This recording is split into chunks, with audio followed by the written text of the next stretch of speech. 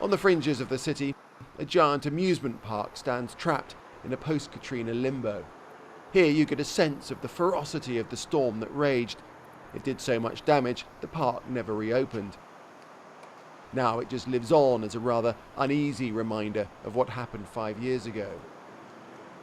Elsewhere, there is no doubt great strides have been made in certain areas. New housing projects and schools have sprung up in various parts of New Orleans. There's been huge investment on flood defences, $14.5 billion toughening up 560 kilometres of levees around the city. A surge barrier now stretches across the waterway where most of the flooding in 2005 came from.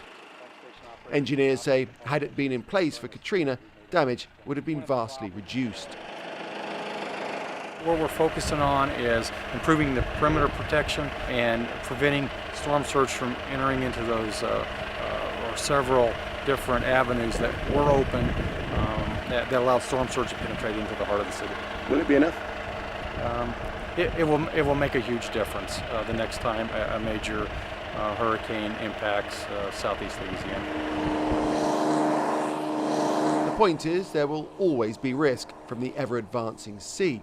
What was once a complete blanket of green wetlands, a natural defence against storm surges, now ripped apart by channels cut by man for commercial navigation and pipelines, opening the door for the worst effects of hurricanes to besiege the coast. Of course, there's another issue to factor in. This is a city that lives in the shadow of the oil industry, and it's not just offshore disasters like Deepwater Horizon that pose a threat. Here at Murphy Oil, the biggest oil spill on land in US history took place when Katrina struck.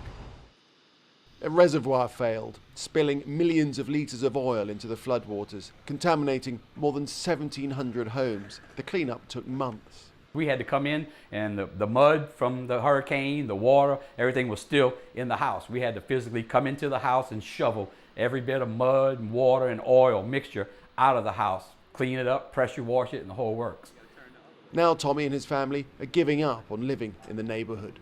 Right here where we are, we're in the middle of two huge oil refineries that just keep expanding and getting bigger as the years go by. A city in Hurricane Alley in the heart of a major oil region. The risks are manifold.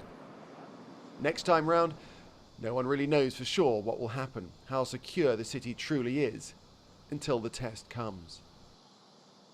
Nick Clark, Al Jazeera, New Orleans, Louisiana.